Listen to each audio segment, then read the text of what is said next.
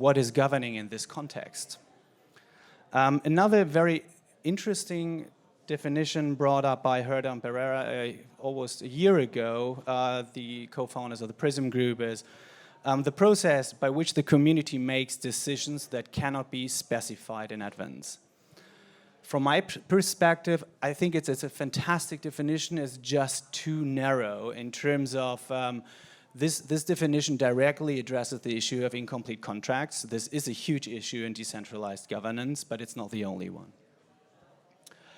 Another context-specific definition or context that are more familiar in terms of governance is, for instance, corporate governance, where you have a set of rules, systems and processes that are designed to address typical principal-agent conflicts between shareholders, board members, creditors, supervisory board members, for instance.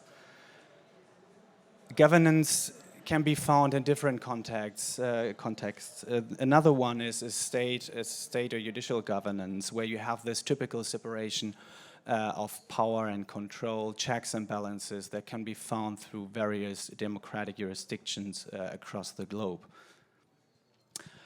Another interesting aspect is when looking at IT governance, this introduces directly a multi-layer governance issue stack, which adds a level of complexity which will I get back in a second. Interestingly, no matter what context we're talking governance, all those types of definitions share a similar pattern. Governance is always about collective action and decision making. It's usually about the distribution of power and authority, and it's about rules and change in terms of over the lifetime of a particular organization. After the very brief run through different definitions of governance, I would talk a bit about decentralized networks and DAOs, and I think this is our attempt to categorize. We are well aware that this is probably not the only way to see it, and there is an overlap, and there are many projects that do not precisely fall into one of the buckets. We see decentralized networks as a cryptographic peer-to-peer network to create an immutable timestamped public ledger and so on. What is the interesting notion here is, well, let me see. That works, perfect. As opposed to a DAO, where I get to in a second, a decentralized network to us has large-scale general purpose infrastructure. That's something what we think in terms of Ethereum, for instance. Whereas a DAO, orientating on the definition the SEC used in the DAO report in 2017, is a virtual organization embodied in computer code and executed on a distributed ledger or blockchain. You can see here this notion of organization. So there is a higher degree of coordination and organizational effort. This is a dynamic. It's quite hard to draw a clear line, but this is one of the characteristics that we see, and this has a direct impact on governance questions around it. Vitalik, in addition to that, just for the sake of completeness, also sees an internal capital requirement here for a DAO, or at least the DAO he was talking about that days. Another interesting aspect in comparing decentralized networks and DAOs or decentralized crypto networks and DAOs is there is a comparison or an analogy first brought up by the Andreessen Horowitz crypto team probably a year ago by comparing decentralized crypto networks with cities. Like there is an underlying infrastructure providing like energy, water, waste disposal, but giving a lot of room for particular smaller ecosystems to build on top of it, which are largely uncoordinated among each other. Whereas a DAO on the other side lacks that general purpose approach and is more a special purpose vehicle similar to conventional firms or organizations running a business or at least coordinating economic activities as we know is before crypto. Just give me a second. It was a very long night.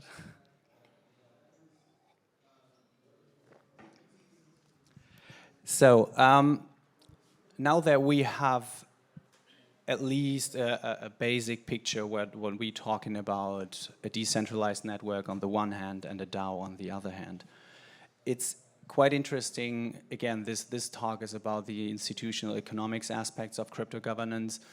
To recall some basic concepts in this context. I will keep this very, very short and brief and try to limit this to the most important aspects, because we could easily talk a week about the institutional economics of the theory of the firm, for instance. A firm is usually there's a popular notion consideration as a nexus of contracts, where a firm is just a legal fiction, and it's an organization of different contractual agreements. This all goes back to, I think we can easily share, the slides are shared afterwards anyway, right? Okay, I have no, because otherwise, yeah, please feel free to make pictures. We at least would like to really run briefly through a couple of aspects here. The one question institutional economics in a conventional context tries to answer is why, if free markets are actually efficient, people use firms' organization hierarchies. And markets in this context are understood and considered as decentralized coordination platforms that are controlled by price mechanisms. Whereas a firm or a structured organization is a very centrally organized entity. This all goes back to, a lot of you probably know those guys already. Ronald Coase introduced a concept called transaction costs about 70 years ago. This led to various interesting aspects of the theory of the firm in an institutional economic sense. But the interesting part here is blockchain as an institutional technology can be considered as a new way to coordinate economic activity. This is, and as such, could be not the blockchain itself, to be honest, but a blockchain-based or a decentralized network could be could be considered as part of the new institution in the economic sense. We see this transaction cost efficiency here on level of decentralization and incentive maximization here. So what has happened in the last 50 to 100 years that firms and centralized organizations got more efficient in terms of reducing transaction costs by introducing corporate governance rules. You have companies' laws around the world addressing the most pressing principal-agent conflicts. What we now see, and that's what it's actually is all about. This is probably the most interesting slide so far. Is blockchain technology could give rise to a movement back to the market side, because we now could think of markets that come with a similar level of coordination, like firms or centralized entities, backed by transparency, self-enforcing rules, and most important, economic incentive schemes that lead to a governance that might be as transaction cost efficient as it could be found in firms. Another part of the story is, now that we just assume for a second that we will see those kind of new decentralized systems with a very transaction cost efficient governance structure. As you can see here, and markets are just a set of contractual obligations or relations, and firms usually rely on company law standards around the world. What does that actually mean for crypto networks? is it so that we are talking about markets, so we don't need any kind of legal structure in terms of a proper entity underlying it? And what does that mean for ownership? And why does ownership matters? One could say that given the self-executing and self-enforcing nature of the smart contracts underlying or built on top of those systems, what the heck? Why do I need some legal structure? And the legal structure, and especially the allocation of legal ownership and title, become relevant if things just go bust. We've seen that with the DAO, we've seen those Credit Acts, and a couple of other things. Ownership in this sense, and that's quite important to recall, comprises of two aspects. The one is value generation, or the distribution of value on the one hand, and we have governance in terms of control that entity on the other hand. As you can imagine, most projects, whether we are talking about a DAO in the sense as we understand it, or in a broader sense of decentralized networks, have a rather hard time to find a suitable legal entity, and keep looking across various jurisdictions. And there are, as you probably know, a couple of jurisdictions that recently introduced some specific legal entities that are designed to address the needs of blockchain-based systems or decentralized systems. To be honest, we haven't seen them working yet. I think the most prominent one most recently is the Vermont blockchain-based LLC. So far, there's one project, DAOorg, the guys are, I guess, around here, that are working on that one. If we just try to see what type of different collective ownership models we have, and this is the picture, this could easily be applied across many jurisdictions over the world, is that we know this typical shareholder entity where the generated value is usually distributed to its shareholders, and by meaning generated value, this comprises dividends, free cash flows, exit proceeds, any kind of cash flow relevant value. The control is usually exercised by board and shareholders here. There is a variety in this relationship. We also know the legal entities with a separation of ownership and control, like huge stock corporations and stuff.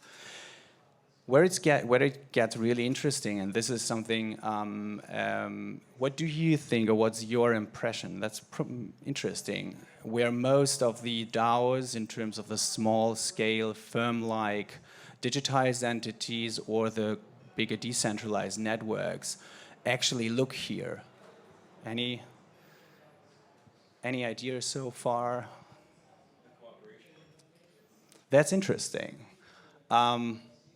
I would have thought otherwise, to be honest, but it's interesting. Any more observations? Because that's really right. The DAO would, well, the first DAO would probably qualify as a partnership in most jurisdictions, absolutely. So in that sense, most DAOs try to find some partnership-like structure, but providing for a limited liability setup, and decentralized networks still try to opt for orphan entities. Why orphan entities? We are still talking about collective ownership models. Those type of networks usually try to avoid allocating ownership in a traditional sense, because their sense is that legal ownership or beneficial and economic ownership is spread among its users, which is something what typical entities do not provide for, and is more could easily find in the context of market-like structures, as we just talked about it before.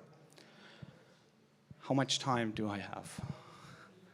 Let me quickly double check. Oh, okay, that's the most interesting part, hopefully. Selected challenges of governance and decentralized systems. Before digging a bit deeper into it, we just need to make sure that we recall that we're talking about multi-layer stakeholder relationships here. So we could neglect that hardware style layer for a second, but at the protocol level, we usually have token holders, developers, validators. Developers will have access to repo, without repo access, block producers, depending on the system we're working on. Looking at the DApp layer, this adds an additional layer of complexity, and you usually also have a type of stakeholders or types of stakeholders which have relationships to both stacks. I think it becomes obvious that before actually looking into a specific governance and talking about the allocation or distribution of power rules and so forth, the stakeholder analysis of a network is absolutely key, and this takes time. This may change over time, but this is a very complex exercise, and I get to it at the very last slide. We kicked, a couple of weeks ago, we kicked off the Wharton Blockchain Governance Initiative in San Francisco, and as one of the most tangible outcomes, we're currently working on a questionnaire providing different questions to enable projects to run their own exercise in terms of stakeholder analysis. Another interesting aspect in this context is there is no system without any governance. Even Bitcoin or Ethereum have a proper governance. It's just an informal and off-chain one.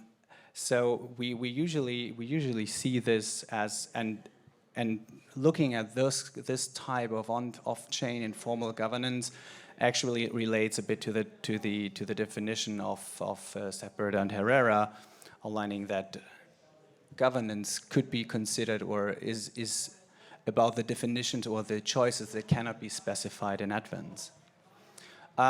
Corda is a very good, the Corda Foundation, I'm not sure how familiar you guys are with the Corda Foundation. It was set up 6 or 7 months ago. It's a Dutch stichting controlling the Corda network, has a formal but off-chain governance structure.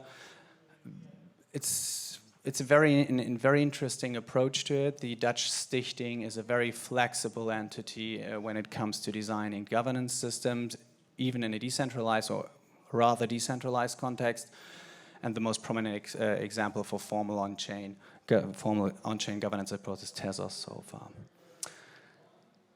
The challenges we see with decentralized networks or systems on the one hand and DAOs on the other could be summarized as follows. Usually, decentralized networks, one of the biggest challenges in this context is to deal with the underlying economic incentive schemes. This has a direct connection to the decentralized business or economic models. So, which means if you like to pivot your decentralized business model after 6 or 12 months, you have a bunch of early backers that might have invested a lot of time and money to gain whatever gain is allocated to them under a certain incentive scheme. But this makes it very hard to deal with the problem of incomplete contracts, where we get to in a second. Usually those types of systems have coordination issues at scale, because decentralized systems, as we understand them, only work at scale, because otherwise the underlying economic incentive schemes fail. We have an alignment, or the necessary alignment, of multi-level stakeholder relationships, and as you all know, we have this specific upgrade risk with forks in terms of when it comes to open source systems. On the other hand, we have typical DAO-related issues, which are more well-known issues on the corporate governance side. It's a lot about dealing with principal agent conflicts, digitization of processes in smaller scale organizations. That's something, the disintermediation and digitization of common corporate bodies and processes is probably something that most of the recent legislative initiatives, like the BBLLC in Vermont and some other initiatives, are trying to address. this set of issues can be found in both governance systems. We have the issue of incomplete contracts. We have the issue of coming up with efficient voting systems. There is a lot of buzz around that. You probably all have read Radical Markets. Some are familiar with creative voting approaches. We have self-execution, self-enforcement issues. Some of you would say that's not a bug, that's a feature. But if this feature leads to a situation where you have a damage that cannot be undone easily, it becomes a bug again. And this is something which we are dealing a lot of in practice with a couple of projects lately. Dispute resolution is one of the biggest issues. We just heard the DAOx is heading to London for this. We haven't seen real good on-chain solutions yet. We all know that Aragon is working on an approach here in the upgrades of the infrastructure.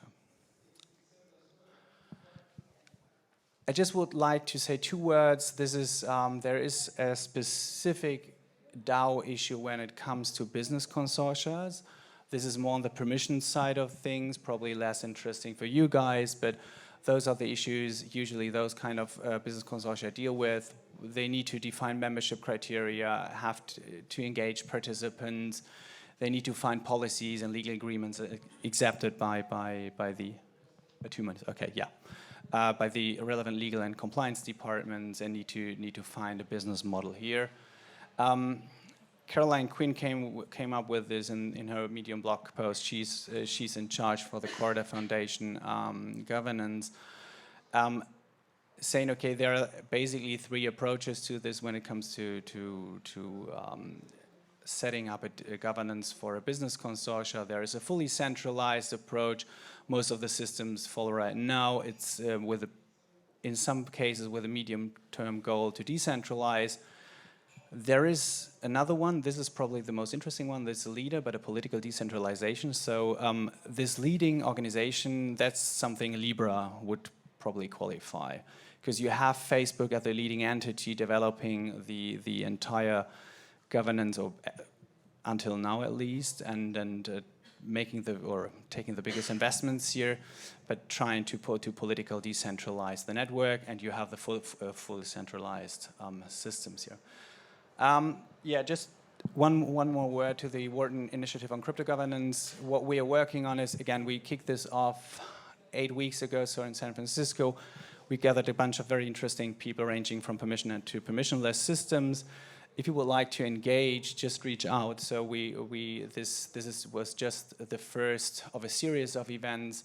The next one will probably with the Aspen Institute, or I think in February in Wye River in the US, but there will be some events in Europe as well.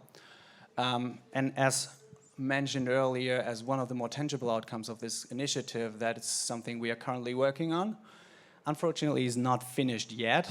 Initially, I hoped that I can present and give you already the link to the document itself, but that's the type of questionnaire we're working on. So this stakeholder group definition and set of questions gives you at least a brief idea of how detailed this stakeholder analysis can get, and this document is a rather lengthy one, but it's very, very important to see this. Again, governance is, for us, especially from an institutional economics perspective, the most interesting part of those decentralized systems, because it has a direct impact not only on collective decision-making, but also on the legal or the definition of ownership, which is a discussion has just kicked off.